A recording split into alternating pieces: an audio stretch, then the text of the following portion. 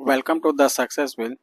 जैसा कि हम लोग जीके जीएस यानी कि लूसेंट जीके जीएस का थ्योरी सेट कंप्लीट कर लिए थे 26 नंबर। आज हम लोग उसी का क्या करेंगे, जीके जीएस का प्रैक्टिस सेट 26 नंबर लाए हैं। यानी कि जो हमारा लूसेंट का जीके जीएस जो था हमारा थ्योरी सेट था 26 नंबर, है ना, उसको सबसे पहले आप लोग को क्या करना पड़ेगा, देखना पड़ेगा। ठीक है। और वहां पर जितने भी तरह के पॉइंट आपको बताए गए हैं उसी पॉइंट ऑफ से क्या हमारा है कि यहाँ पर उसका एमसीक्यू किया गया है। ठीक है। वही टॉपिक से हमारा यहाँ पर जीके जीएस प्रैक्टिस सेट 26 में है कि हम लोग प्रैक्टिस करेंगे। ठीक है। जिससे क्या होगा कि आपको पता चल जाएगा कि हमें कितना याद है और याद नहीं है। ठीक है। तो चलिए हम लोग देखेंगे। आज का पहला सवाल हमारा क्या है कि उत्तराधिकार युद्ध में गुरु गोविंद सिंह, है ना, आप ध्यान दिए होंगे कि वहां पर आपको हम बताए गए हैं कि जो हमारा गुरु गोविंद सिंह थे वो किस मुगल शासक का साथ दिए थे। तो आपको बताना है, ए है जहांदर शाह, बी फारुखसियर, बी बहादुर शाह और डी में हमारा है मोहम्मद शाह। तो आपको बताना है कि कौन उत्तराधिकारी के युद्ध में, है ना, गुरु गोविंद सिंह साथ दिए थे, किसका साथ दिए थे। तो इसका सही आंसर क्या हो जाएगा, ऑप्शन में आपके पास दिया हुआ है। तो इसका सही आंसर हो जाएगा ऑप्शन नंबर सी, यानी कि बहादुर शाह। तो बहादुर शाह का क्या है कि ये मदद किए थे कौन, गुरु गोविंद सिंह। आपका पहला ही पॉइंट में लिखा हुआ था लूसेंट में कि उत्तराधिकार युद्ध में गुरु गोविंद सिंह ने बहादुर शाह का साथ दिया था। ठीक है।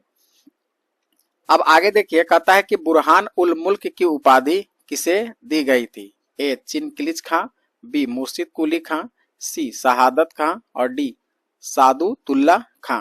तो आपको बताना है कि बुरहान उल मुल्क की उपाधि किसे दी गई थी। ऑप्शन में आपका सही आंसर क्या हो जाएगा, ऑप्शन नंबर सी, यानी कि शहादत खां को क्या किया गया है कि बुरहान उल मुल्क की उपाधि दी गई है। ठीक है।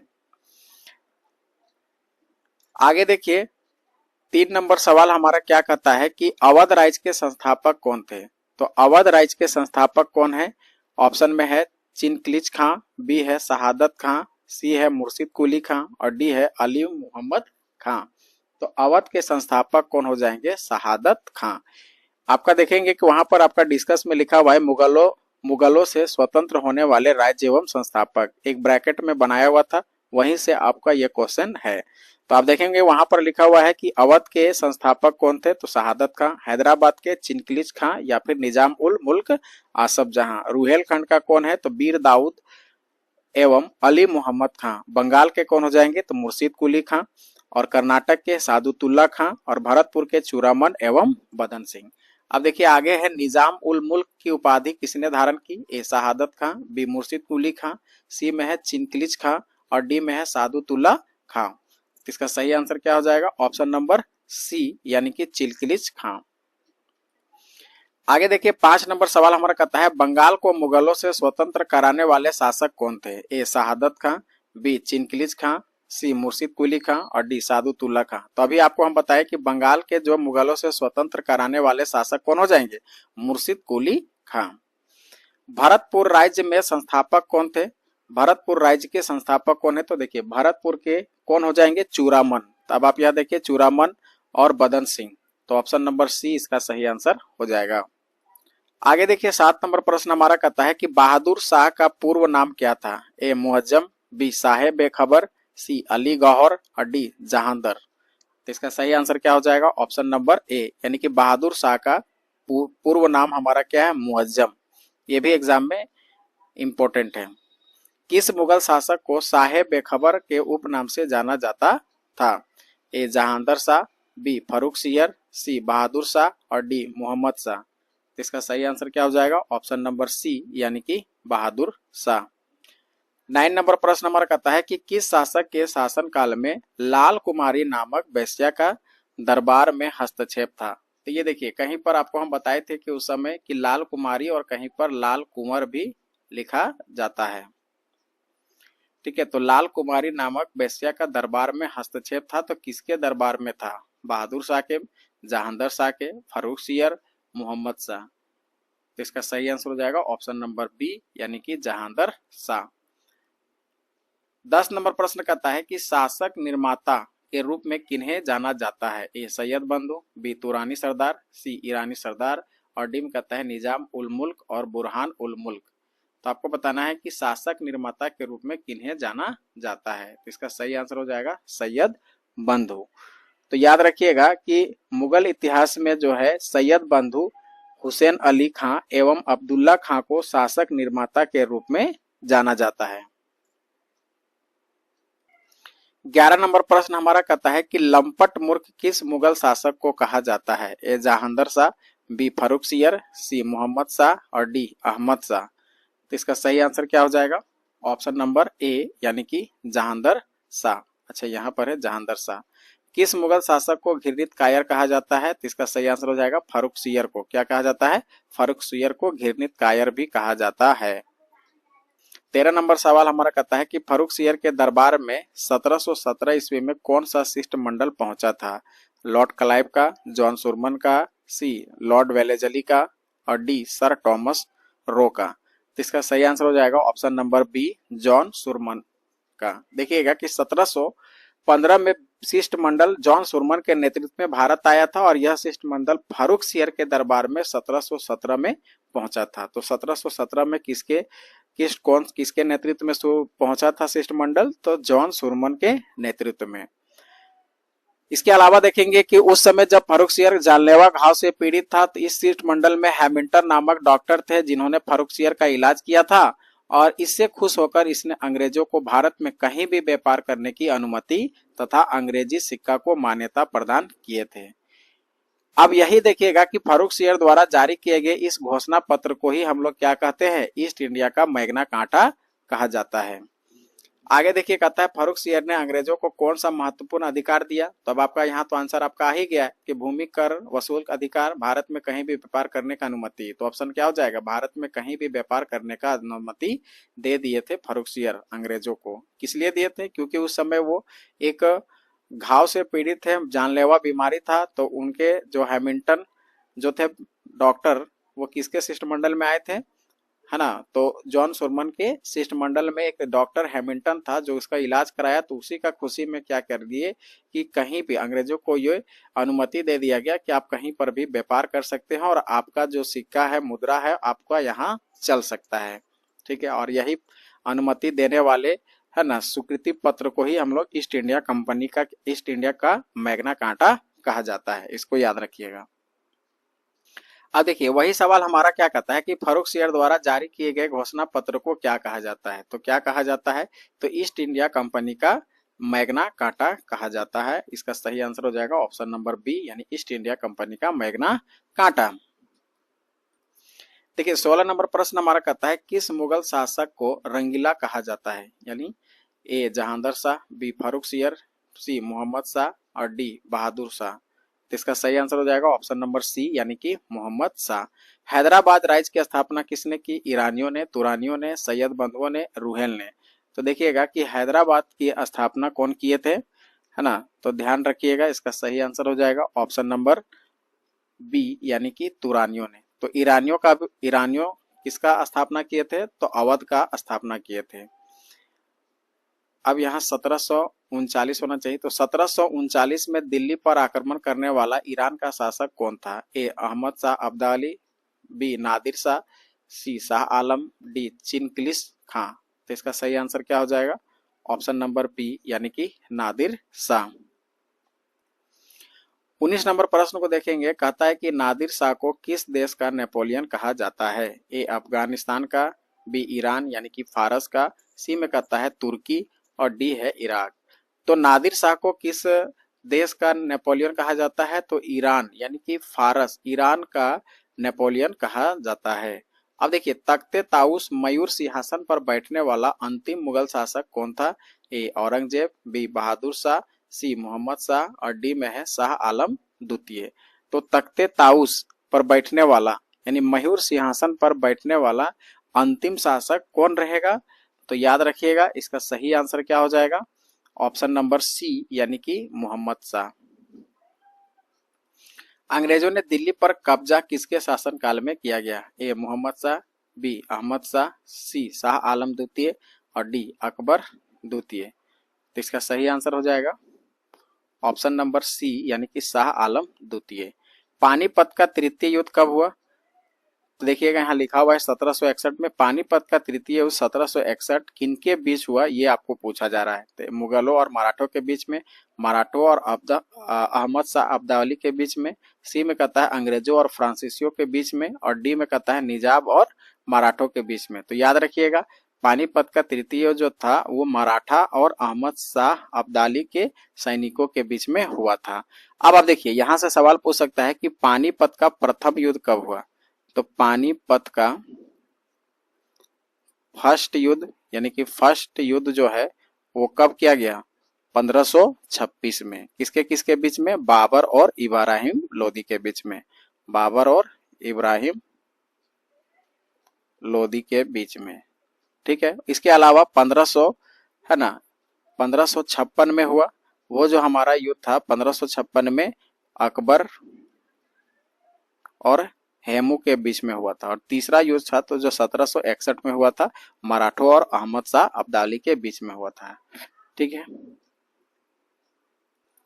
अब देखिए अगला सवाल हमारा 23 नंबर का आता है कि अंतिम मुगल सम्राट कौन था? शाह आलम द्वितीय, बी अकबर द्वितीय, सी बहादुर शाह जफर, और डी में कहता है आलमगीर द्वितीय।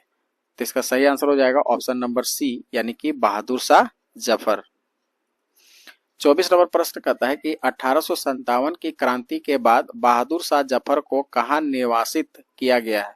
ए काबुल, बी ईरान, सी रंगून, और डी मक्का। तो याद रखिएगा 1857 के युद्ध में क्या हुआ था कि बहादुर शाह को है ना रंगून भेज दिया गया था, गिरफ्तार करके उसको बंदी बना के रंगून भेजा गया था। लाल किले में स्थित हीरा महल किसने बनवाया था? शाहजहां, मोहम्मद शाह, बहादुर शाह जफर, और डी अकबर द्वितीय। तो इसका सही आंसर हो जाएगा ऑप्शन नंबर सी यानी कि बहादुर शाह जफर। अब आगे देखिए 26 नंबर कहता है कि शहादत खां का असली नाम क्या था? ए मीर मोहम्मद अमीन, बी कहता है चिनकलिज खां, सी मुर्शिद कुली खां, और डी में कहता है अली मोहम्मद खां। तो इसका सही आंसर हो जाएगा ऑप्शन नंबर ए यानी कि मीर मोहम्मद अमीन। 27 नंबर प्रश्न है हमारा कि बहादुर, यहाँ पर ब छूट गया है इसको सुधार लेंगे। बहादुर शाह जफर के समय दिल्ली में कौन प्रसिद्ध शायर रहते थे? ए मीर तकी मीर, मिर्जा गालिब, सी जौक, और डी में कहता है इकबाल। तो इसका सही आंसर हो जाएगा ऑप्शन नंबर बी यानी मिर्जा गालिब। 28 नंबर सवाल कहता है कि मोहम्मद शाह के संदर्भ में ख्याल किसके संबंधित है? किससे संबंधित है? ए चित्रकला, बी स्थापत्य कला, और सी संगीत, और डी साहित्य। तो सही आंसर हो जाएगा ऑप्शन नंबर सी यानी कि संगीत से संबंधित है। किस मुगल बादशाह के शासनकाल में अंग्रेजी सिक्कों को मान्यता मिली है? ए जहांदर शाह, बी फर्रुखसियर, सी मोहम्मद शाह, और डी अहमद शाह। तो इसका सही आंसर हो जाएगा ऑप्शन नंबर बी यानी कि फर्रुखसियर। देखिएगा 30 नंबर सवाल कहता है कि शाह आलम द्वितीय का वास्तविक नाम क्या था? ए मुअज्जम, बी अली कहर, सी अहमद शाह, डी फर्रुखसियर। तो इसका सही आंसर हो जाएगा ऑप्शन नंबर बी यानी कि अली गौहर। 31 नंबर सवाल, अब आप यहां से देखिएगा 31 नंबर से हमारा धारा 370 यानी कि है ना अनुच्छेद 370 से रिलेटेड यानी कि कश्मीर को एक विशेष अधिकार दिया गया है उससे रिलेटेड सवाल है। तो कहता क्या है कि भारतीय संविधान कौन सा अनुच्छेद जम्मू कश्मीर को विशेष दर्जा प्रदान करती है? तो वो हो जाएगा धारा 370 या फिर अनुच्छेद 370 ऑप्शन नंबर बी। देखिए 32 नंबर सवाल हमारा कहता है कि अनुच्छेद 370 के तहत भारतीय संसद जम्मू कश्मीर के संबंध में किन विषयों पर कानून बना सकती है? केवल रक्षा पर, केवल विदेश मामलों पर, सी रक्षा विदेश मामले और संचार, डी में कहता है सभी संघ सूची पर। तो इसका सही आंसर हो जाएगा ऑप्शन नंबर सी यानी कि रक्षा विदेश मामले और संचार। यानी धारा 370 जम्मू कश्मीर के लिए एक स्पेशल है ना उन लोग का स्पेशल संसद में क्या किया गया है एक शेड्यूल बनाया गया है जो कि हमारा रक्षा विदेश मामले और संचार मामले में क्या कर सकती है केंद्र सरकार यानी कि राष्ट्रपति कानून बना सकती है। इसके अलावा कोई भी उस राज्य में कानून बनाने का अधिकार होगा तो फिर उसको राज्य से परामर्श लेना पड़ेगा, ठीक है ना। जब ये धारा 370 यानी कि अनुच्छेद 370 जब लागू थी अब तो वो हटा दी गई है ना। अब देखिए 33 नंबर प्रश्न हमारा है कि जम्मू कश्मीर के विशेष दर्जे के संदर्भ में विलय पत्र में किन विषयों को शामिल किया गया था? ए केवल रक्षा, बी रक्षा विदेश मामले और संचार, सी शिक्षा और स्वास्थ्य, डी कृषि और सिंचाई। तो इसका सही आंसर क्या हो जाएगा? ऑप्शन नंबर बी यानी कि रक्षा विदेश मामले और संचार। जम्मू कश्मीर की विधानसभा का कार्यकाल कितना होता था? तो ये कितना होता था? 6 साल का होता था। अब सभी राज्यों में 5 साल का होता था, लेकिन जम्मू कश्मीर में एक विशेष अधिकार के संदर्भ में क्या था कि उनका 6 साल का विधानसभा कार्यकाल होता था। देखिए 35 नंबर प्रश्न हमारा है कि जम्मू कश्मीर पुनर्गठन अधिनियम 2019 कब पारित हुआ? आपको पारित कब बोल रहा है? तो 15 अगस्त 2019, 5 और 6 अगस्त 2019, सी में कहता है 26 जनवरी 2020 और डी में है 31 अक्टूबर 2019। तो याद रखिएगा, पारित बोलेगा तो आपको 5 अगस्त में लोकसभा में पास हुआ था और 6 अगस्त को राज्यसभा में पास हुआ था। तो 5 अगस्त में एलएस में और 6 अगस्त में आरएस में, यानी कि राज्यसभा और लोकसभा। तो राज्यसभा में पास हुआ था 6 अगस्त को और लोकसभा में है ना 5 अगस्त 2019 को हुआ था। अब लागू कब से हुआ था? तो लागू याद रखिएगा 31 अक्टूबर 2019 से लागू हुआ है। अब 36 नंबर सवाल कहता है कि जम्मू कश्मीर पुनर्गठन अधिनियम 2019 के अनुसार लद्दाख को किस प्रकार का क्षेत्र बनाया गया? ए पूर्ण राज्य, बी केंद्र शासित प्रदेश विधानसभा सहित, और सी में कहता है केंद्र शासित प्रदेश बिना विधानसभा के, और डी में कहता है स्वायत्त क्षेत्र। याद रखिएगा, तो लद्दाख को बनाया गया बिना विधानसभा वाला क्षेत्र और जबकि जम्मू कश्मीर को बनाया गया विधानसभा क्षेत्र के सहित। देखिए 37 नंबर प्रश्न हमारा है कि धारा 370 यानी कि अनुच्छेद 370 के निरसन के बाद जम्मू कश्मीर में अब कौन सा दंड संहिता लागू है? ए रणवीर दंड संहिता, बी भारतीय दंड संहिता यानी कि आईपीसी, सी में कहता है जम्मू कश्मीर दंड संहिता और डी में कहता है शरीयत कानून। तो इसका सही आंसर हो जाएगा ऑप्शन नंबर बी यानी कि आईपीसी धारा। जम्मू कश्मीर पुनर्गठन अधिनियम किस तारीख को लागू हुआ? तो अभी आपको हम बता चुके हैं 31 अक्टूबर 2019 को लागू हुई है। और पारित कब हुआ? तो 5 अगस्त और 6 अगस्त। 5 अगस्त को हमारा लोकसभा में और 6 अगस्त को राज्यसभा में पारित हुआ और लागू हुआ 31 अक्टूबर 2019 को। अब देखिए 39 नंबर प्रश्न है कि पुनर्गठन के बाद लद्दाख के उपराज्यपाल के रूप में किसे नियुक्त किया गया था? जीसी मुर्मू, बी आर के माथुर, सी राधा कृष्ण माथुर और डी बी डी मिश्रा। तो इसका सही आंसर हो जाएगा ऑप्शन नंबर बी यानी कि आर के माथुर। 40 नंबर सवाल कहता है कि परिसीमन आयोग के अध्यक्ष कौन थे? ए रंजना प्रकाश देसाई, बी अरुण जेटली, सी निर्मला सीतारमन और डी राजीव गौबा। तो इसका सही आंसर हो जाएगा ऑप्शन नंबर ए यानी कि रंजना प्रकाश देसाई।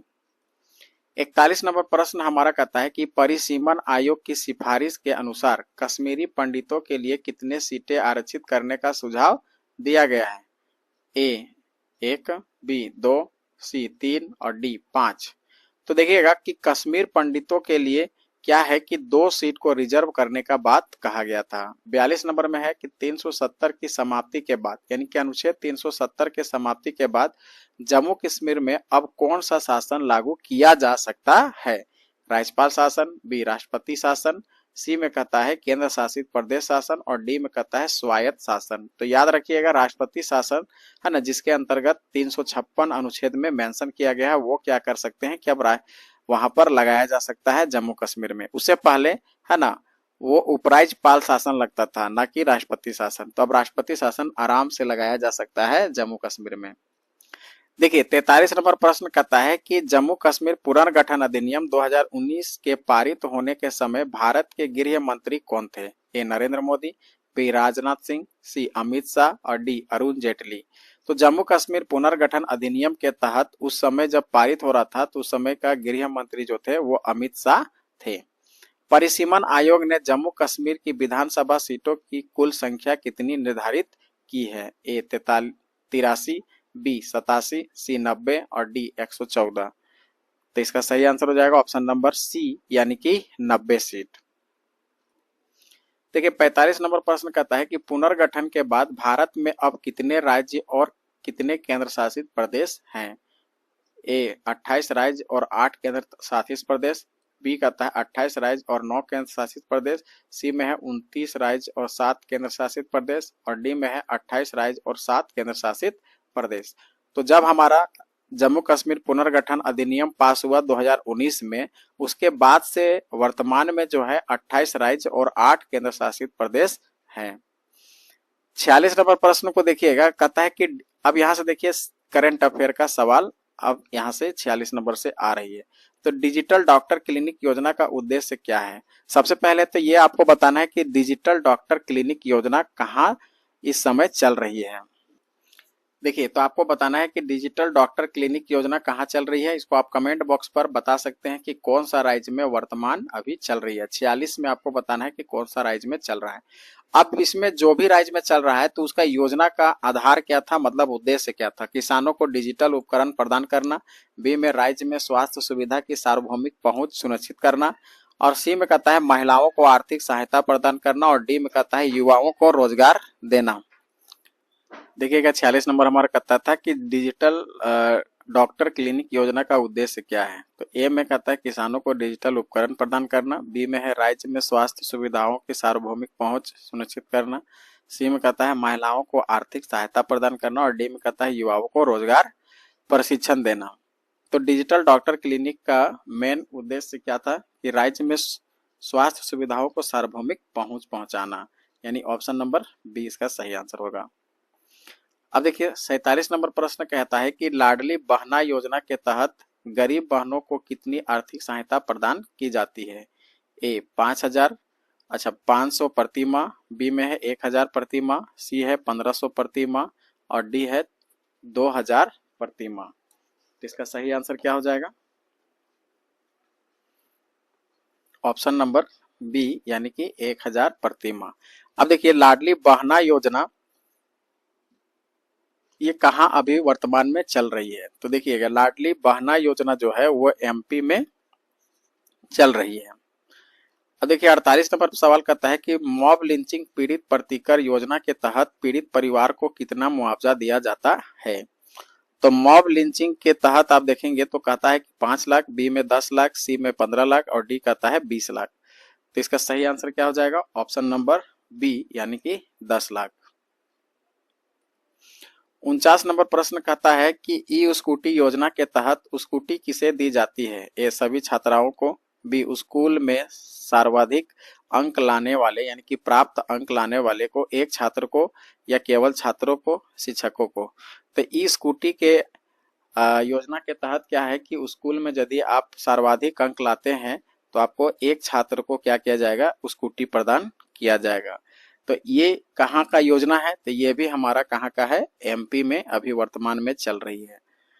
अगला देखेंगे 50 नंबर सवाल कहता है कि सुभद्रा योजना किस राज्य में चल रही है? तो सुभद्रा योजना कहाँ चल रही है?